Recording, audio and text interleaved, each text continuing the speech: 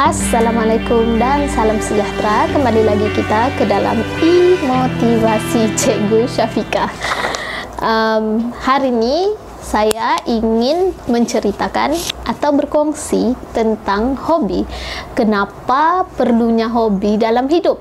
Kenapa setiap kali kita berkenalan dengan seseorang ataupun terutama sekali dalam kelas, kita kena tanya apa hobi?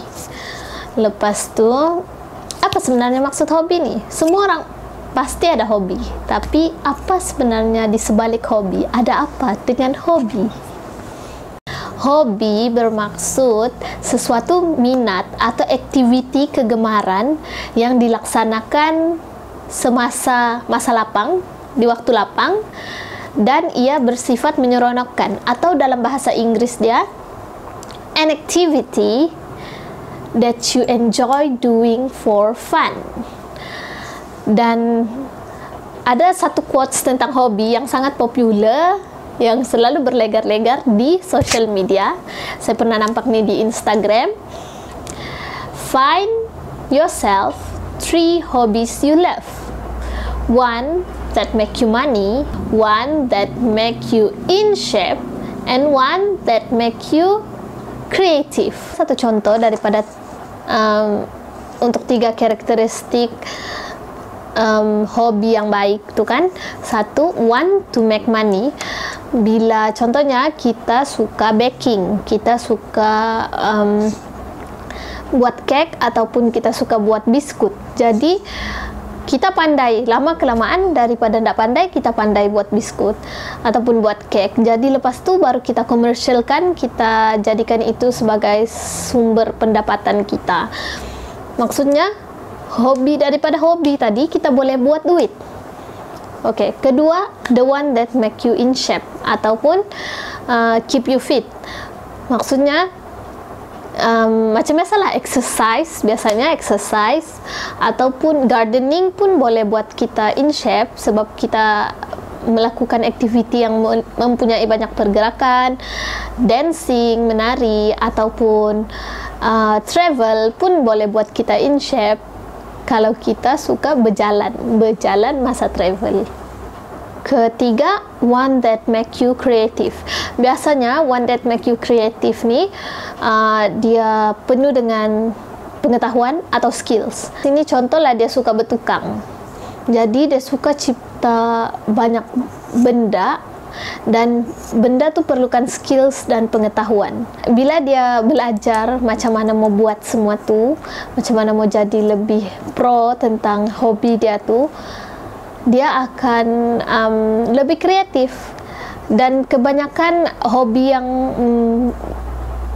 meningkatkan kreativiti ni, mungkin dia akan buat inovasi dalam hobi dia, mungkin dia akan buat art dan dia akan jadi lebih kreatif. Atau dia suka menyanyi tapi dia suka improvise lagi lagu. Saya rasa saya tidak perlulah bagi tahu apa jenis-jenis hobi. Kita semua ada hobi. Kita boleh search apa jenis hobi yang kita suka, boleh cari tahu. Tapi yang saya mau bagi tahu di sini ialah salah satu strategi utama yang digunakan oleh ahli psikologi klinikal dalam membantu dia punya klien untuk atasi burnout adalah dengan mewujudkan satu hobi. Mewujudkan hobi yang dilaksanakan lah. Tidak bolehlah mewujudkan hobi je tapi tidak dibuat. Okey. Apa tu burnout? Burnout tu adalah keadaan di mana bila kita rasa sangat penat, kita rasa sangat letih dari segi fizikal, mental dan emosional kerana terlalu banyak tekanan, terlalu merasa tekanan atau stres yang berlebihan dan berpanjangan. Jadi untuk mengelak daripada burnout juga kita perlu ada hobi. Itulah bagusnya ada hobi. Sebenarnya banyak saja kelebihan hobi, tapi saya mau terangkan beberapa yang unik lah, ataupun kadang-kadang klise juga. Okey, yang pertama, Oke, kita tidak pikir lah. Antara kelebihan mempunyai hobi yang baik adalah menjadikan diri kita seorang yang menarik. Oke, siapa rasa diri udah bosan? Membosankan. Untuk menjadikan seseorang itu menarik, dia perlukan hobi. Kenapa? Kenapa ini adalah salah satu kelebihan hobi? Sebab bila kita ada hobi, kita juga akan mencipta pengalaman. Bila kita ada pengalaman, bila kita bertemu dengan orang, kita ada benda mau cerita yang menarik. Jadi kita tidak akan jadi membosankan. Jadi kita jadi lebih menarik, tertarik kalau memang the bomb. Kedua, meningkatkan semangat atau tenaga untuk melangkah lebih jauh. Macam Milo. Dan kalau kita terlampau stres dengan kerja atau dengan pelajaran, kita akan rasa burnout. Bila kita rasa burnout, kita buat hobi yang kita suka. Lepas tu nanti kita akan rasa lebih bertenaga, lebih bersemangat. Sebab kita buat benda yang kita suka. Oke, next. Mendorong kita untuk berhenti dan berehat untuk seketika. Supaya kita lebih relax dan lebih chill. Dan banyaknya dan. Supaya kita tidak terlalu melaksanakan kerja dengan berlebihan yang akan menyebabkan kita burn out juga. Oke. Hobi yang melibatkan ramai orang, macam contoh hobi kita pergi melancong, ataupun hobi kita suka baca buku, jadi kita pergi book club, kita join book club, ataupun hobi kita exercise, jadi kita pergi gym, kita jumpa ramai orang. Oke, dalam sini bila kita hobi melibatkan ramai orang, kita boleh membina hubungan dengan orang sekeliling. Walaupun kita introvert kah, kita ekstrovert kah, kita boleh je membina hubungan sekeliling dengan orang sekeliling. Sebab bila kita suka sesuatu, melakukan sesuatu, dan orang tu pun suka melakukan benda yang sama, senang untuk kita berkomunikasi.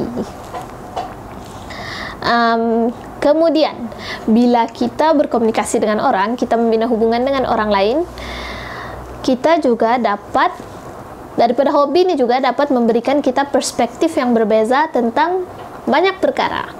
Mungkin kita bercerita dengan orang tu mempunyai perspektif berbeza tentang sesuatu, dan kita pun rasa macam, oh, jadi kita ada banyak perspektif. Kita boleh melihat satu perkara tu dari pelbagai perspektif. Dan hobi ini boleh meningkatkan pengetahuan dan pengalaman kita. Macam mana meningkatkan pengetahuan? Contoh, kalau hobi kita berkebun, gardening, mestilah kita ada pengetahuan kan? Kalau tidak, kita fail.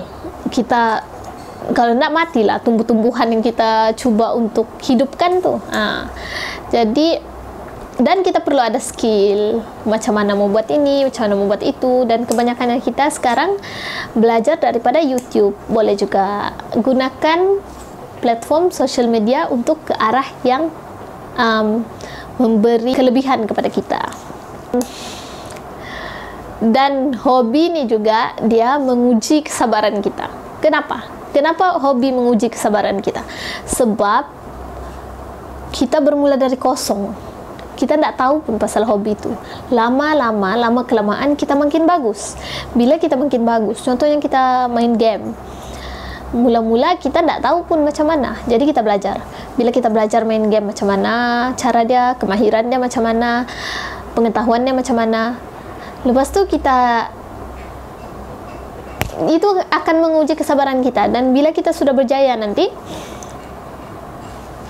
hobi pula akan meningkatkan self-esteem, penghargaan ke diri dan keyakinan diri kita. Pilihlah hobi yang bersesuaian dengan diri kita dan yang mampu kita buat, supaya kita tidak stres. Hobi ini bukan untuk stres. Hobi ini untuk kita chill, kita buat supaya kita kurangkan stres dan kita rasa tenang. Oleh itu, kita mesti cari hobi yang baik untuk diri kita. Kalau hobi itu buruk, maksudnya itu bukan hobi. Jadi cari hobi yang terbaik untuk diri kita masing-masing, dan kita boleh ada banyak hobi, jangan risau. Sebab hobi ini sangat berguna dalam kehidupan kita. Stay tune. Jumpa lagi. Bye-bye.